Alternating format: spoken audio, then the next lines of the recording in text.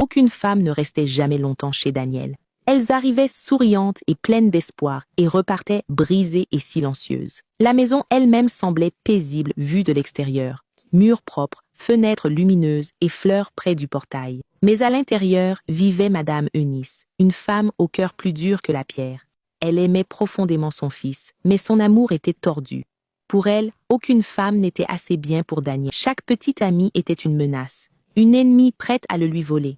La première petite amie a essayé de lui plaire. Madame Eunice l'a transformée en femme de ménage. La deuxième pleurait chaque nuit jusqu'à s'endormir. La troisième fut insultée jusqu'à s'enfuir avant l'aube. La quatrième n'a tenu que 2 semaines avant de faire ses valises et partir sans un mot. À chaque fois, Daniel croyait la même histoire. Elles étaient irrespectueuses. Elles étaient paresseuses. Elles n'étaient pas des épouses potentielles. Et Daniel croyait sa mère. Les voisins chuchotaient. Un secouait la tête en voyant une autre jeune femme entrer avec un petit sac et de grands rêves.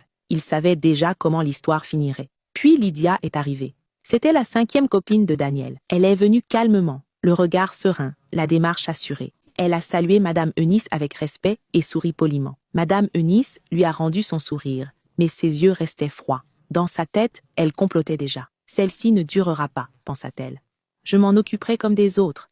Daniel était heureux. Il croyait Lydia différente, gentille, forte, compréhensive. Il espérait que sa mère accepterait enfin quelqu'un. Pendant quelques jours, Madame Eunice se tint tranquille.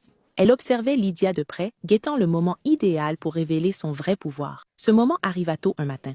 Avant le lever complet du soleil, Madame Eunice serra son pagne autour de sa taille et marcha vers la chambre de Lydia. Ses pas étaient lourds, son visage durci par l'assurance. Elle avait déjà fait ça avant. Elle savait briser les femmes avant le petit déjeuner. Elle leva la main pour frapper, souriant déjà intérieurement. Mais derrière cette porte close, Lydia était bien éveillée, calme, prête et sans crainte. Et dans ce moment de silence, tout allait changer.